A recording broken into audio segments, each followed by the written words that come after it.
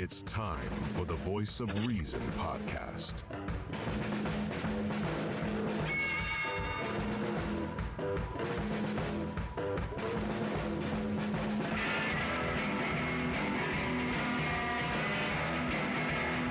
Here are your hosts, Sean Phillips, Andy Van Beber, and Travis Kirkendall. Hi, this is the Voice of Reason podcast. My name is Andy Van Beber, Travis Kirkendall. Take two. I hope we can get our audience back because I'm really bad when it comes to audio production after I've totally screwed things up, but that's okay.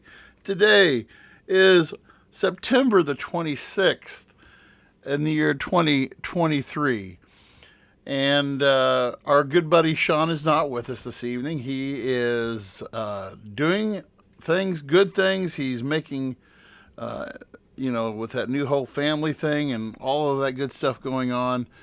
But he will be with us hopefully next week. We'll see what next week brings. So, but Travis, good to see you again. Good to see you again. I feel like I just saw you like a couple minutes ago on here. I know, right? So here we are again. We're trying again, and I'll try not to mess things up too much this time. We had some audio issues. See, what we were doing was we were Dress testing our rehearsal, listeners yes. to see if they actually pay attention to what we were saying, and we know you guys were paying attention because you called us out for the mistake. That was totally on purpose. Yes. So good on you guys. We had the best listeners. Wait a minute, it deserves one of these. There you go. There you go. Give it to him. Yeah, it deserves one of those. They need a round of applause. I was expecting a round of applause.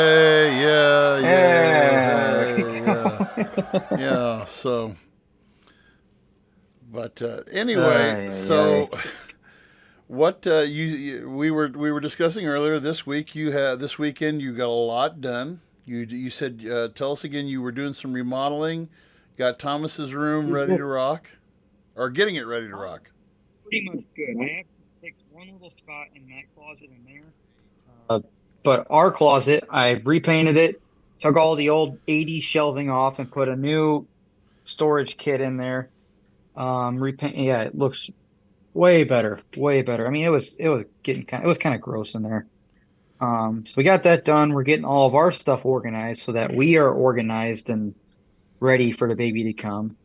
So that was a good relief off both of our shoulders. Yeah. Anyway, how was your weekend? My weekend was fantastic. We got the thumbs up from Jonathan Guthrie, so I know we're good now. My weekend was just, I am in the heart of sports season right now.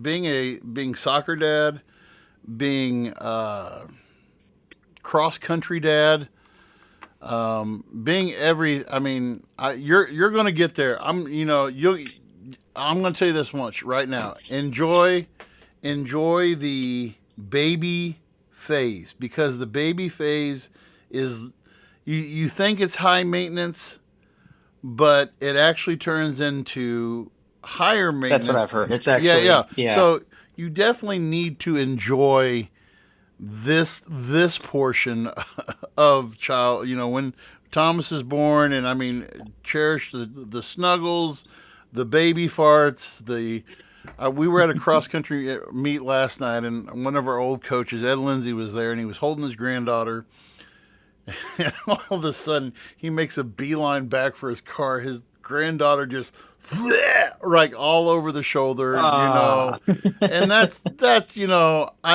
I at the same, I'm like, oh, I miss that. And I'm like, no, I don't. I don't miss that at all. I don't miss that at all. I did my time. I did my time. But no, we... Just wait. Your time as a grandparent's coming. No, don't. No. So, but, yeah. No, but weekend was good. DJ to dance wedding reception on Saturday. Shout out to the Crystal and Joseph Gates. Congratulations. They are frequent listeners to the Voice of Reason. We thank you for selecting one of our sponsors, Van Beber and Son DJ Service. Thank you for that sponsor. Shameless plug right there. But we did do some DJing this weekend. Bryson and I had, Bryson did not attend, but the next 3 weekends are just tied up with everything. If Jonathan still is on, he knows that we get to go hang out at the old swimming pool. Our kids will be doing the old swim meet this weekend and all this other fun stuff. But anyway, on to tonight's topic. We're talking about we were speaking earlier when we had all of our audio mess ups. Let's talk first of all, real quick. I want to get into what is the status, where are we at right now with the government shutdown? What's things looking like on that front right now?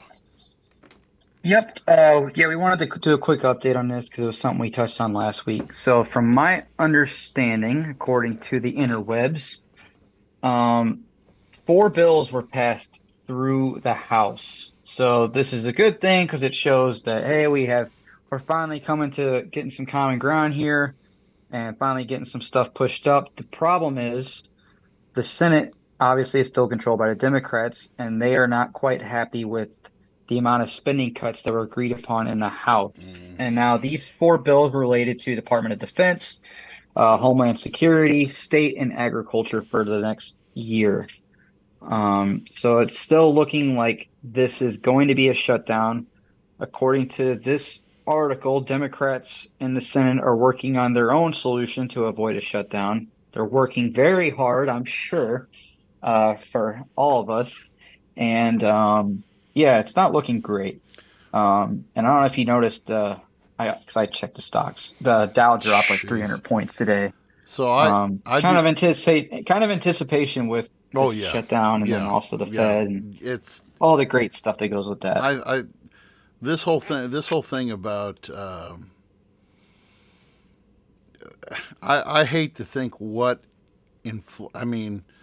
this going to do in terms of inflation? What's this going to do in term? I mean, we've already discussed that we think that the economy is going to be going to hell in a handbasket anyway, with all of this mess going on. And did you see? I don't know if we touched on this. Did you see Michael Burry's huge bet against the U.S. economy? Yes, I did. Billion. Did we touch on that already? Was it $1 billion? Was it $1 million? I want to say it was 1.4 billion. Yeah. He was the one who bet on the 2008 economic free fall, and he made out like a bandit in that one, and he'll make out like Great a bandit. Movie. Huh? Great movie. Oh yeah. The Big Short. I love that movie. Yeah. So yeah, this isn't looking promising at all. So we'll see what happens. I mean, I saw videos today of like Matt. There was some headline with Matt Gaetz, leading the whole far right charge. Matt Gaetz he can mark off an acre of my hindquarters and he can kiss it all, because he is not part of the solution. He is part of the problem. And we got it through the House, but again, we'll see what happens in the Senate. Something we address. I want to address later on, but I mean, I don't know. Yep. But UAW too, man. Our brothers over at the UAW. What kind of things are they looking for in this strike right now? So I figured out how this originated. Actually, I don't know if I don't think I shared this. Did I share this in the text with you guys? So I don't know if I did or not, but I was talking the foreman I'm working for right now. His friend works in a United Auto Workers. He's part of this strike. Okay. Supposedly, UAW found out, and I just looked it up, and it's true. The GM the CEO for GM, found out that she has a $30 million salary. Yes, you did share that. And so UAW, that was like the big ticket for this. So that's why that's why 13,000 workers went on strike. And they're demanding, I thought it was originally a 20% increase in pay for a 4-day work week with increased benefits. But I'm reading here, they're demanding a 40% increase in pay with improved benefits. And over the next what? Isn't that spread out over the next 4 years? I don't know. I don't know if that's going to be usually how union at least our union contract is. I've noticed it's like it's kind of spread out for a few years. Like from this date in 2020 to 2025, your wage will increase by this Yeah, amount every and year, I don't think and so forth and so on. I think I read somewhere that that's going to be over 40 years, but or 40 years, oh, 40% over 4 years, I believe is what I read on that. And then something else too. They were wanting more stock options, stuff like that too, weren't they? I didn't see anything about that, but again, they wanted more benefits, so I'm assuming that's part of that benefits package that they wanted. But also too, I didn't see it in this article, but when this first came out, they were demanding a 4-day work week for the same for more pay. Um, Yeah. now from what I was told, the UAW was offered a 21% increase, and they denied that. Said no, we want more. We want what we asked for. So I don't know what's going to happen with that. Obviously, Biden went to the picket lines today and was telling them, keep protesting. We're going to basically telling them, you're going to take it to the man, and you guys deserve to make more money too. And I'm a little conflicted here, and of course, I believe in capitalism and that if you work hard, you can, you deserve to reap the benefits of the hard work you put in, right? Yeah. However, that being said, for a company like this, and this was kind of the consensus from the guys I work with, um, who in their right, deserves, who should be getting a $30 million salary? Like, is that, I earned I or is have that greed? I have mixed views about that. Yeah, I'm kind of I, conflicted on it. And I, go ahead. so there was a movie from the 80s called Wall Street, and then they had a Wall Street 2, and it was Michael Douglas, Charlie Sheen, and I think I've there was seen a line in parts of that this movie. where this guy was, I think his name was Marvin Greco was his name, and this line was, he said, "Greed is good." And this movie was made in the peak. I mean, this was the Wolf of Wall Street of the 1980s. I mean, it was just that whole thing of, taking it to the edge and how greed, corporate, and it really shined the light on corporate greed. And of course, we saw that with the Wolf of Wall Street as well, with Jordan Belfort, and he, I, if you are going to be the head of a company, okay, if you're the founder of a company, you're prime. Sam Walton, when he started his company back, 1950s, whenever he started Walmart, he wanted to his dream was to make goods more available to the American customer at a inexpensive rate. Common everyday goods. Go to Walmart.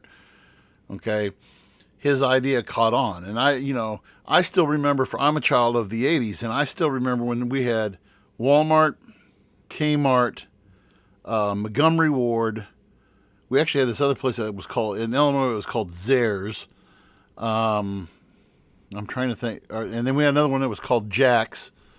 And there were so many there were so many companies in the retail game, and Sears was another one, and one by one, they could not keep up with Sam Walton, because Sam Walton, he mastered the vertical integration game. When I say vertical integration, he basically, he bought out. When you think about it, he bought out every step of the process needed to make his product, to distribute his product, to market his product. And so in doing so, I mean, Kmart, I mean, those guys, they couldn't keep up. And so he destroyed his competition.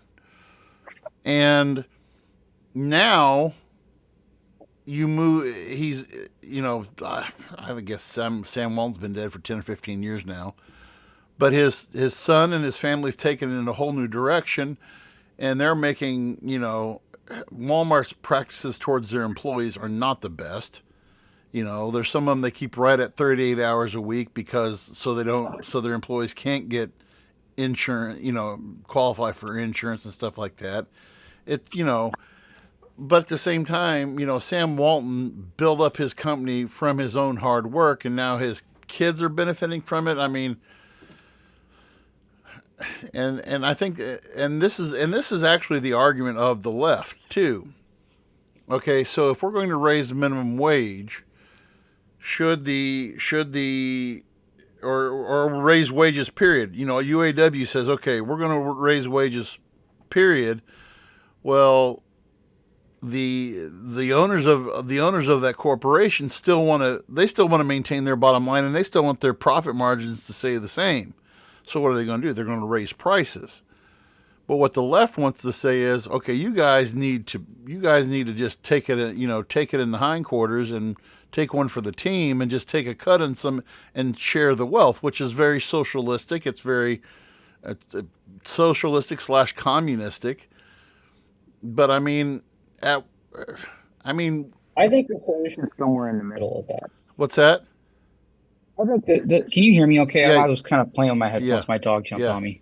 yeah. Okay. I think the solution is kind of in the middle of all that. And what I mean by that is, number one, some of these big automakers have stated, and this, when I was first reading this strike, they were trying to save money for the new production of EVs. It seems very hypocritical to say that we as a company are trying to save money to invest in the next generation of vehicles while also I'm paying myself $30 million Right, from the company. right. So right there, I have a kind of a conflict there.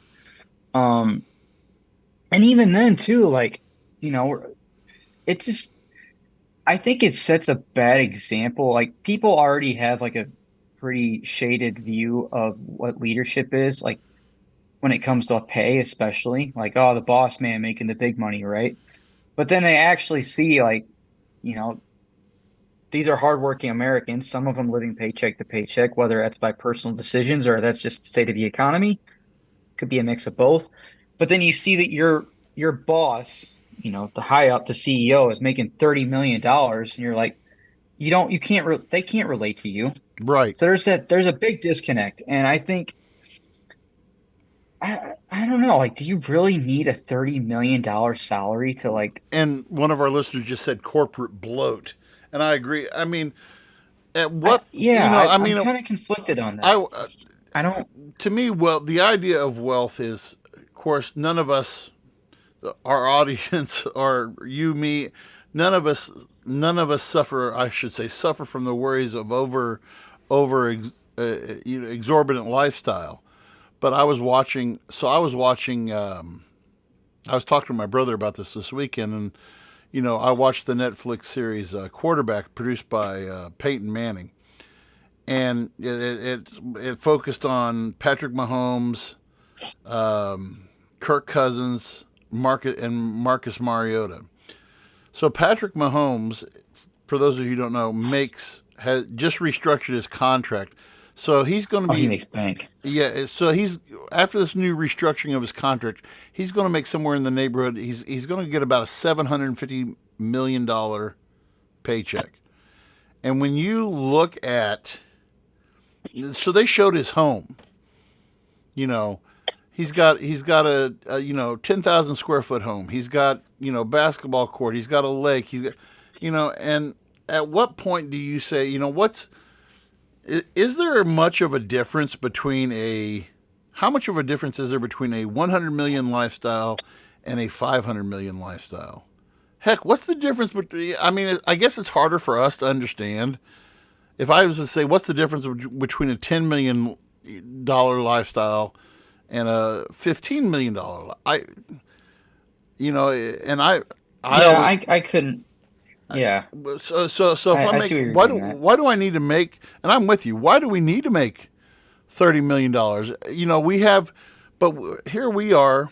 You're blue collar, I'm white collar worker, and we're both making modest living, and we're both you're young family starting out. I'm in the middle part of it, and we're my wife, she does well, but we're paycheck to paycheck, because we're still paying off debt that we had from the early part of our marriage. That's Let how, me ask you this: yeah. how would you feel given your current pay scale? And for example, I don't know if you don't want to answer it, don't. But No. Go How ahead. would you feel if the principal of Clopton made a $5 million salary and you got paid what you paid? How would you That would feel be an about that? issue. To me that would be an issue.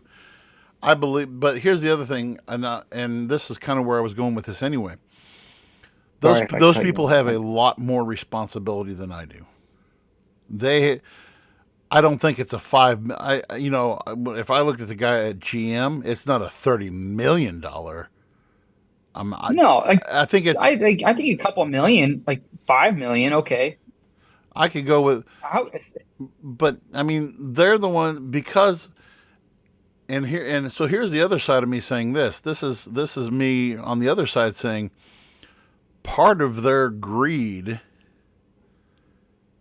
is what's leading to inflation.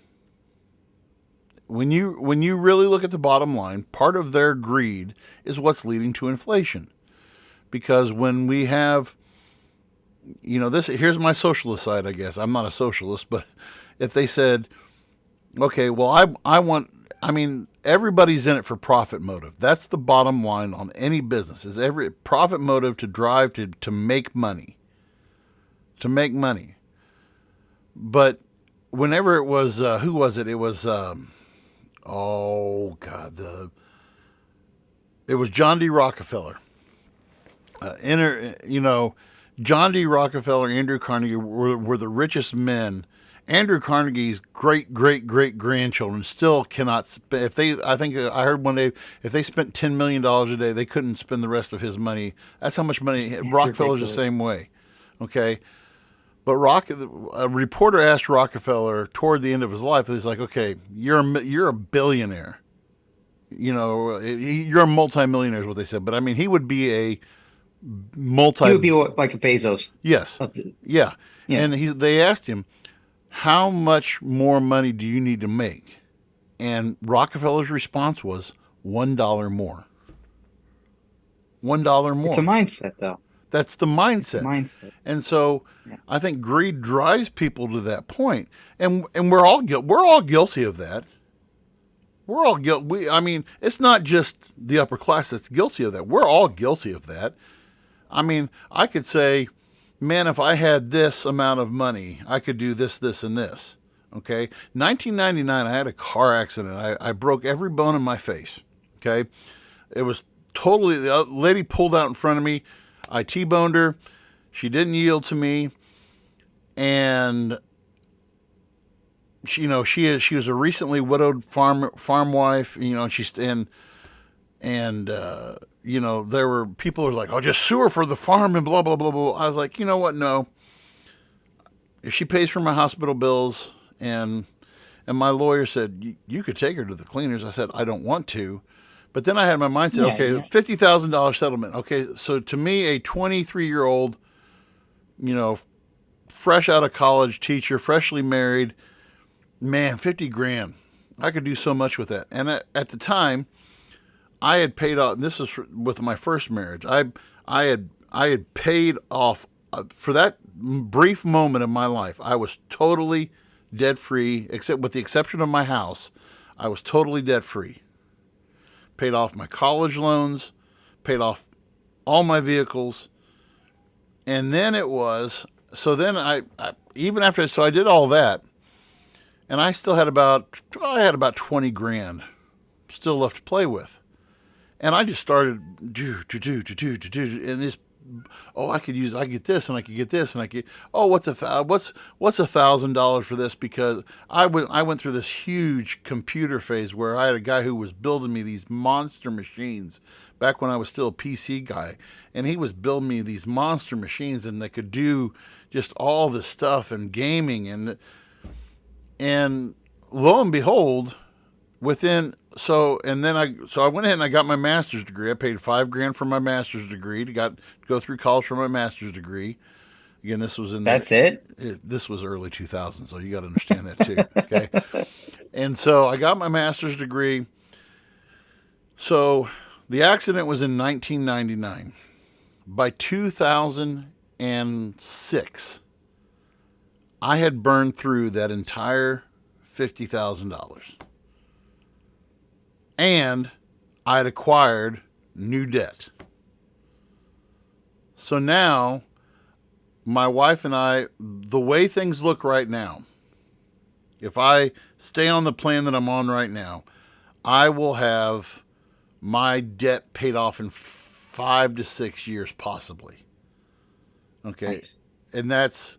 and I could even shore that up some more if I doubled down on some payments, which is hard for me to do right now with 2 children and. But when you look at some of these people, it's like John Rockefeller said, $1. If I just had a little bit more, and then as you get that much more, your greed increases with it. Again, it was just 50 grand, but I mean, just that little bit. I think God used that as a window to show me, okay, you want money? Here's money. Take this and run with it. But I digress. I think that it's. I got some math here to put things into perspective. Go ahead.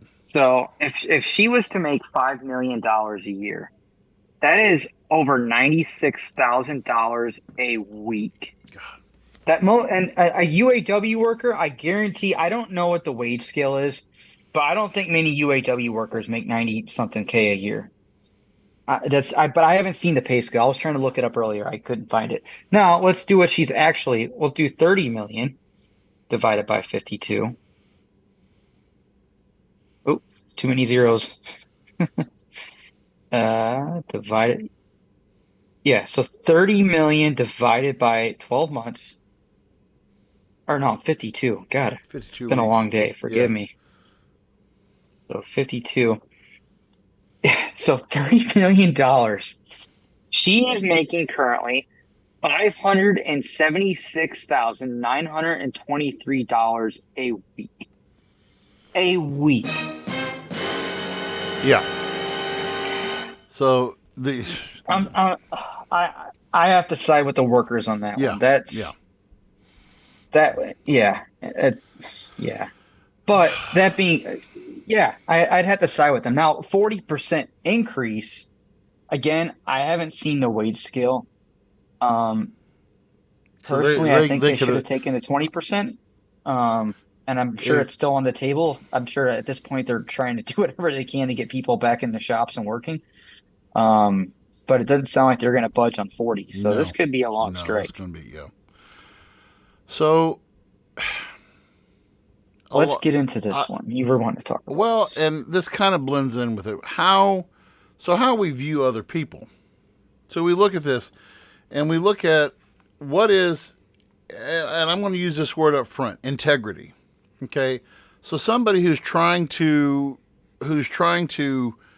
make ends meet and trying to see things from the other perspective.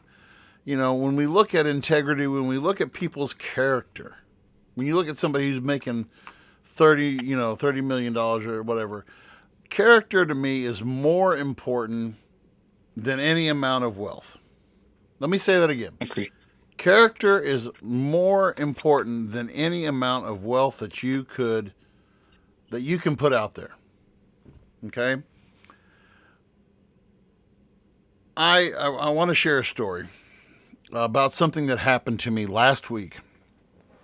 And this is not to make me look better or anything like that, but I want to share this story of something that happened. So I have been coaching. I've been coaching my kids in soccer. Briley played for 2 years. Bryson has played soccer since he was 3. Over when we were still living over in Pittsfield. And so when we moved to Louisiana, we started playing over here in the YMCA league, great people over there. Our friends over there, James Davis, and he does a great job managing the soccer program, all the recreation programs. I've coached. This is my 3rd year coaching in the Y League, and I've had great families, great parents, and everything else like that. So fast forward to the beginning of this season. I have this one family. I'm not going to mention their name on the air, but I have this one family.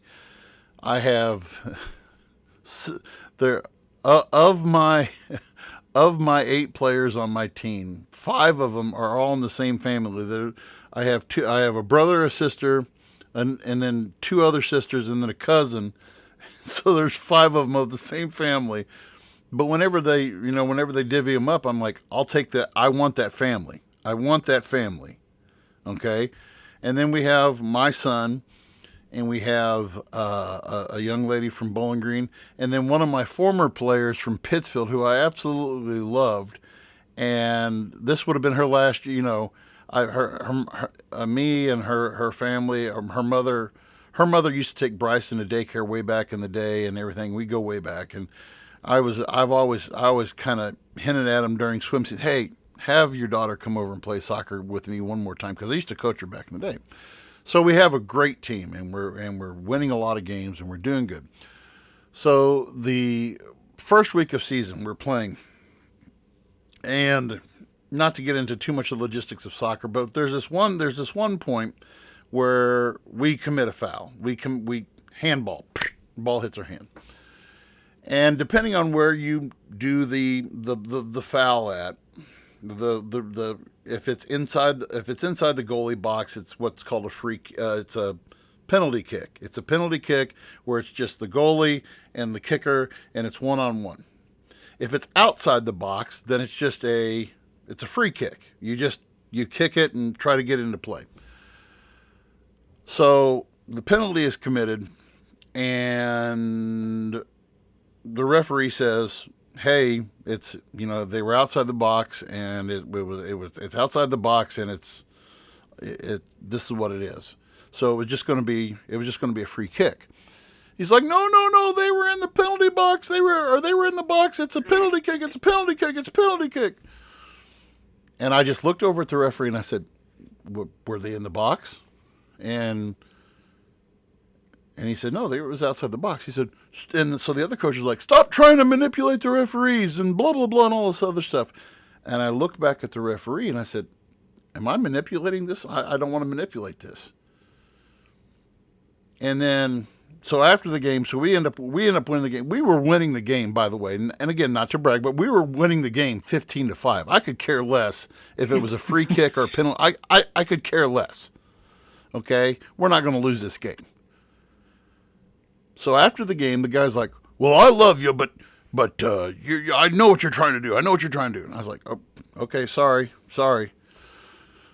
So we go by 2 weeks, we didn't play him. Played him last week. Played him last Thursday. And I go up before the game, try to shake his hand. He just kind of gives me the wet fish handshake, bleh. Okay, because we usually talk before games, and I talk with the other coach, and I'm like, oh, okay. And so we go, and we win the game. We win the game 9-4. And actually, for like the last 2 minutes, I just had my guys. I said, we don't need to score, just pass the ball around. So after the game, he gives me the wet fish handshake again, and he says to me, I'm like, hey, coach. I won't say his name. I said, coach, come here. And after I gave my speech to my players, sent them home, it's just me. And actually, my wife was there, and the YMCA guys are putting stuff away. And he says to me, I said, are we okay? He said, no, we're not okay. All right, what's going on? He said, you revealed your character to me 2 weeks ago. I saw who you really were. And there's one thing you do not do to me. Actually, there's 2 things. You don't talk bad. If I'm on it, you've known me for a good part of your life. And a lot of people who know me, and again, not to brag on me, but I'm very transparent. What you see is what you get. And I'm like, excuse me? He said, I looked up to you and I respected you and what you did in trying to do all that stuff, and you talk behind my back. I was like, what do you mean? When you asked the ref if you were manipulating the game, I know what you were doing. You were trying to get him on your side, and you're just a bad character. And so, pardon my French, but I lost my shit. Lost my shit. I go off on this guy, and I said, you don't know me. "Oh, I've been working with you," and I mean, I've been working with him through the Y for about 3 or 4 years, but we've never, went out to dinner at Dos Primos or anything like that. And so, what really angered me is that, and it was a bigger reflection to me. And by the way, my wife, thank God for Janine Van Beber being there, because she said, "Go home." She's looking at me and she's like, my wife very seldomly gives me the look, but she gave me the look. "Go home." Go home. And she was there, and I went home that night, and it was a 2 sleeping pill night. I wanted just to forget. And so the next morning, I wake up and I'm distraught over this guy that I barely knew, that I barely know. He's an acquaintance. He's not a friend. He's an acquaintance. But it bothers me that this is what our society has come to. Okay?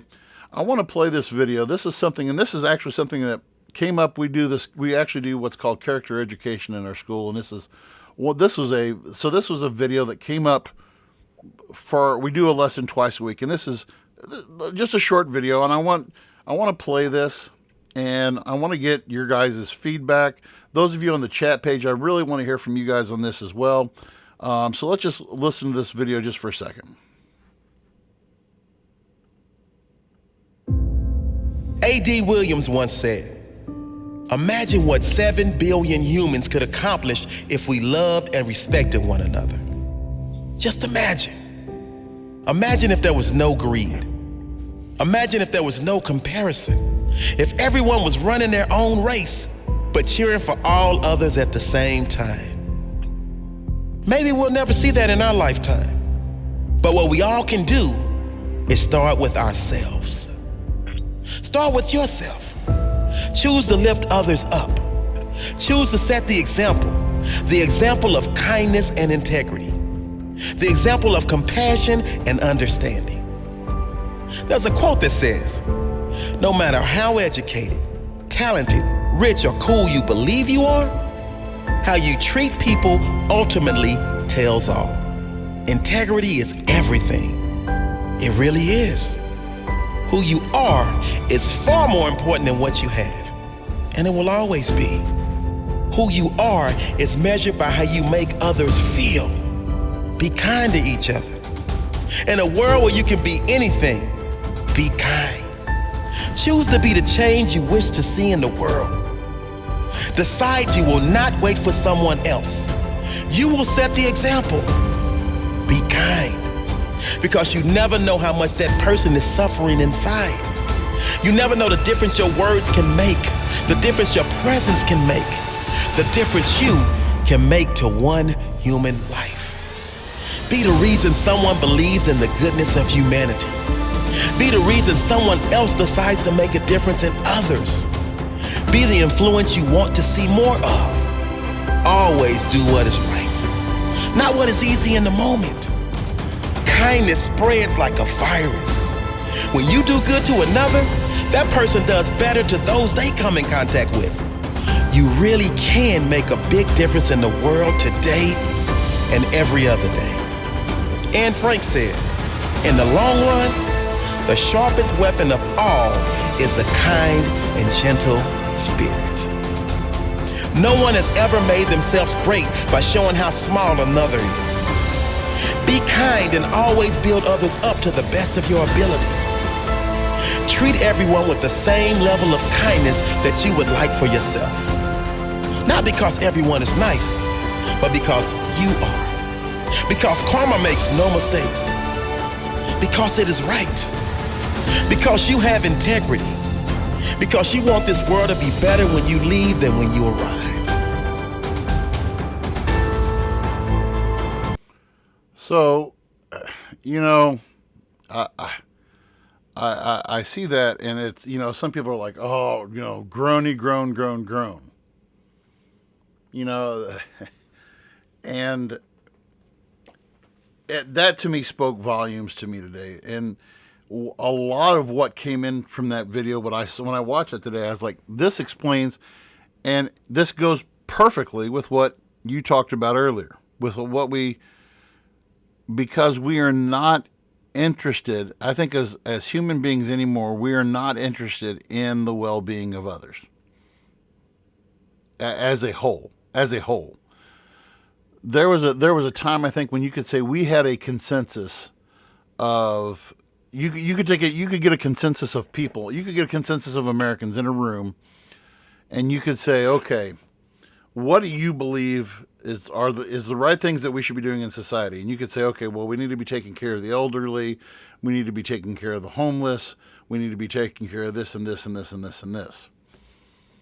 Well, now we've allowed a lot of things to muddy up the picture. Our society has advanced more in the last 20 years, I think, than in the last 100 combined. And follow me with what I say here. Our society has developed because, well, first of all, because of this little thing right here, okay? Because technology, 100%. Because of technology. Everybody and their dog has a podcast. We are one of millions. We are one of millions worldwide. We get our news from where we want to hear it from, and we fill ourselves with the stuff that we want to hear to make us believe that what we're doing is right. There was a statement that guy said in that video. He said kindness can spread like a virus. And one of the things that he said was, and I've heard this phrase said so many times, and I'm just like, it's so cliche, but it's true. If we want to see change happen in our world, if we want to see change, it has to start somewhere. It just can't manifest itself just poof out of thin air.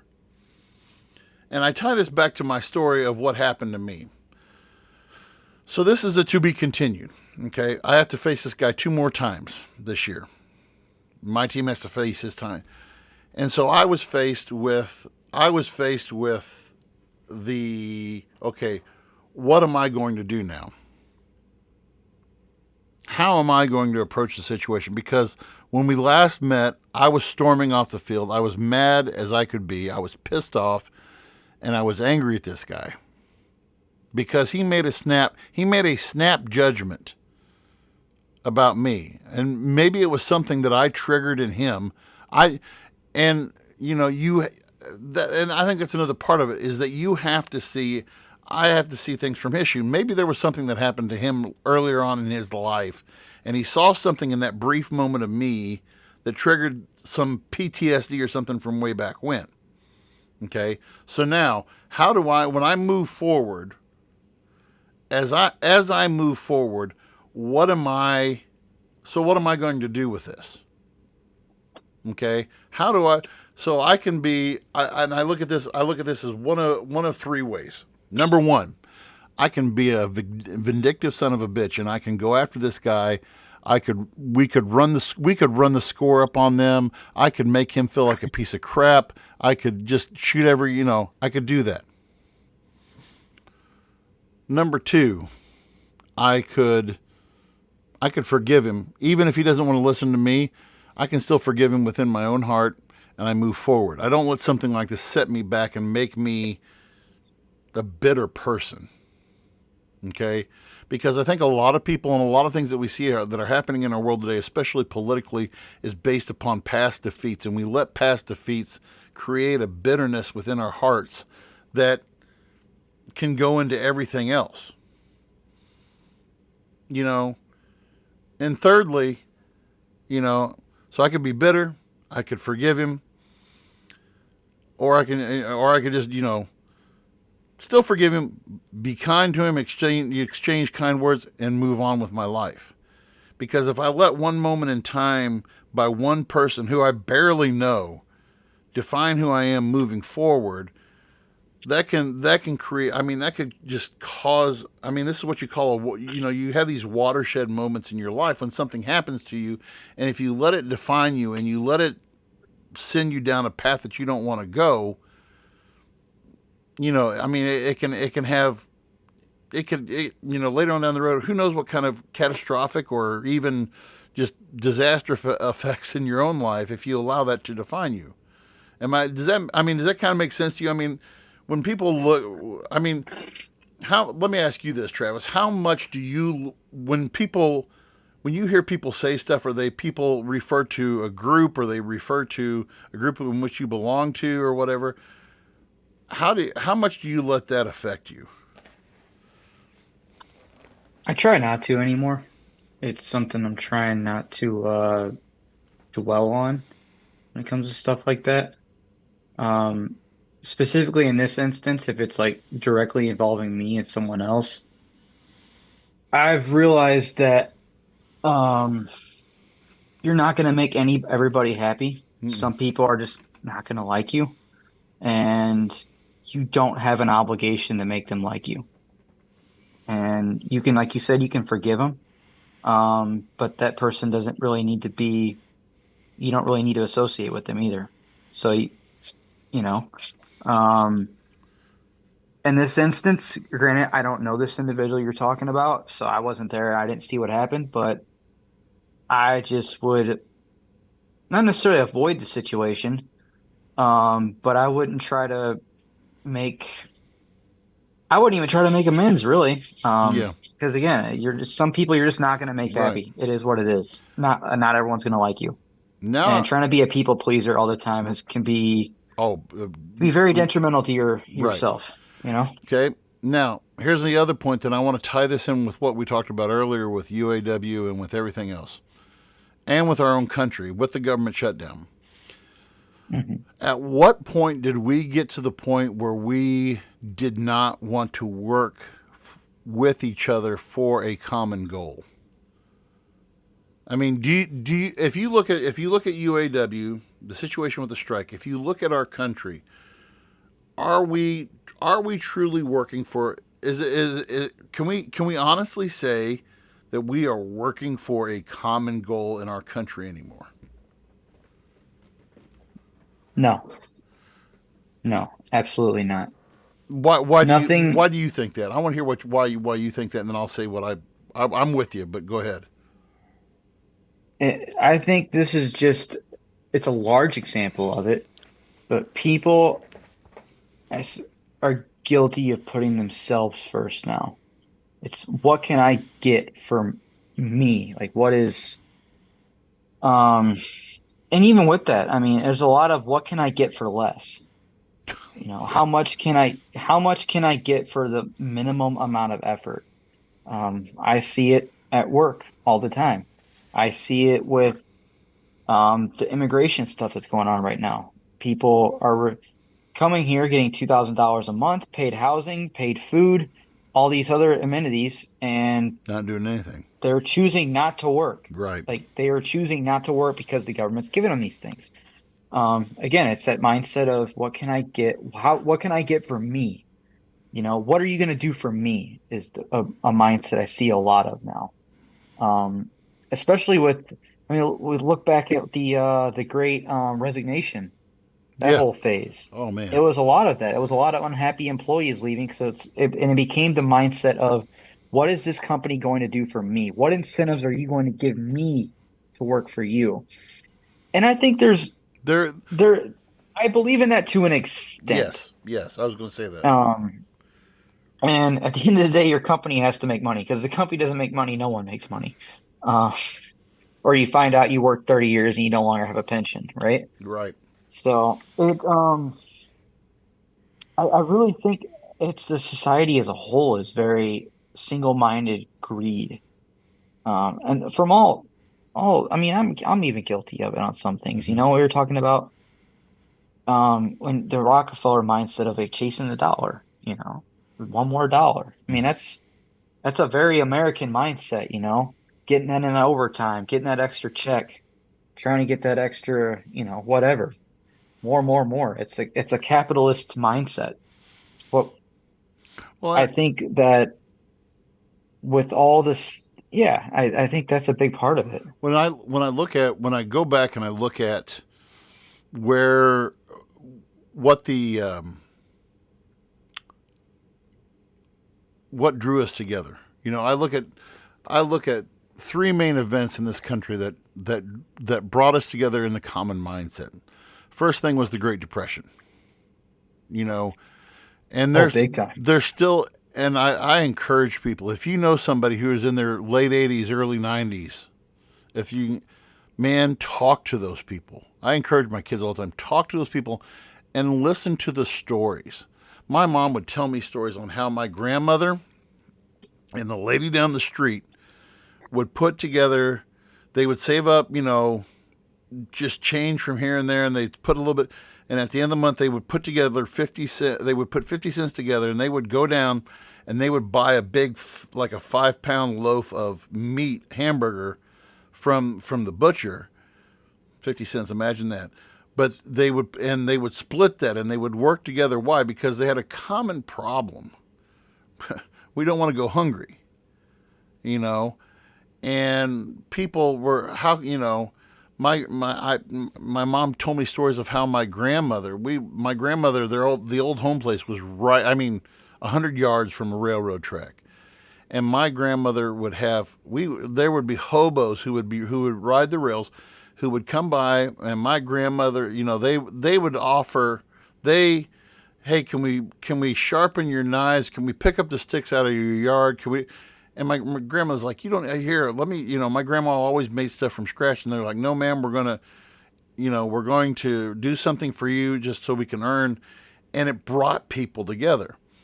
The second thing I would say is when the bombing of Pearl Harbor, Americans were mad as they could be. How dare this attack come on us? And it drove us through, World War II. It brought our country together, and we worked for a common goal. We're going to defeat the Nazis. We're going to defeat the Japanese. And then, after World War II, the picture started getting cloudy a little bit. We were kind of confused on who's communist and all this other stuff. Fast forward then to 2001. We just celebrated the 22nd anniversary of 9/11. And I'm old enough to, I remember where I was at, what happened, and at that time, we were coming fresh off of a country being split by a polarizing guy by the name of Bill Clinton, who had just spent the time, making Republicans hate the Democrats and Democrats hating the Republicans. It was kind of the beginning of that. And just for that one brief moment, and I say brief moment, in my mind, 5-6 months, we had a common purpose once again. We came together and we had that common purpose. But it's exactly what you said now. So now it is, I'm going to, what's our mindset? I'm going to look out for number one. Who's number one? I'm number one. And if you can say, and one of the things, and we can end up with this one, it was, I want to be the one that makes someone still believe in the good of humanity.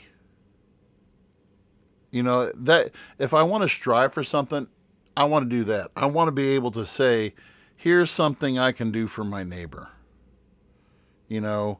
Our community has been great. We've had 2 losses within our community in the last 6 months. And it does good for my soul to see the community coming together and helping out this family and providing a scholarship fund in the name of this young man, and just really coming together, And you see that more on the small scale, but on the large scale, we're just, like you said, we are becoming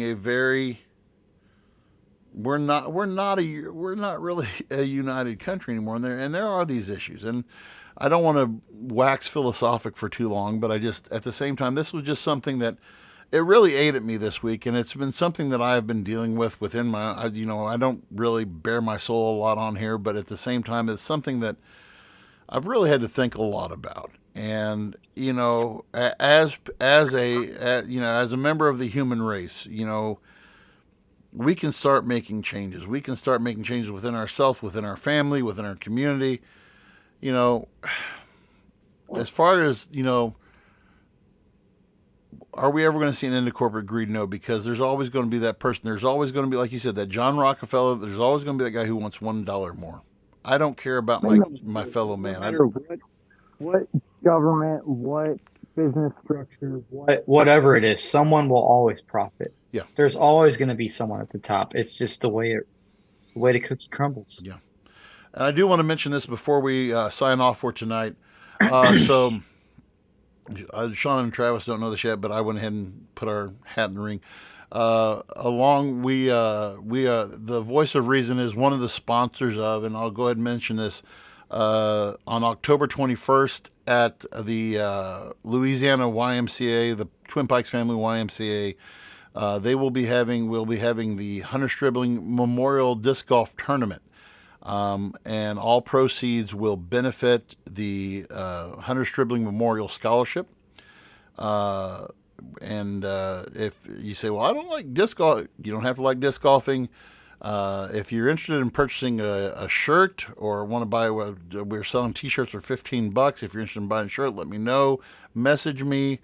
But that is going on October 21st and right here in Louisiana. And so, and you can go to Twin Pikes Family YMCA on the internet and find out all the details about that. But that's just one part of being better part of change. So anyway, after our snafu in the beginning of our production, we ask for your forgiveness. Please, forgive us and all that other good stuff. But good show tonight, good discussion. And hopefully we'll have Sean back next week, and he can, I always like it better when Sean's in the captain's chair and I can just sit back and be production guy Joe. So no, it went good. I'm a little disappointed though. We didn't even get into Rand Paul wearing a robe. Oh no!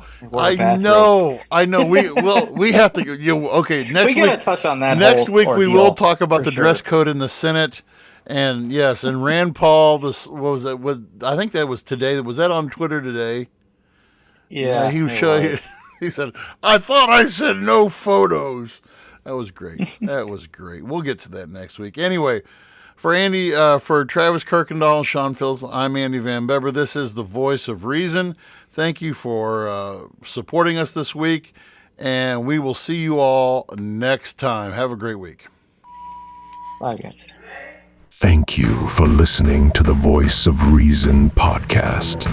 Be sure to check out our other content on Facebook, YouTube, and TikTok.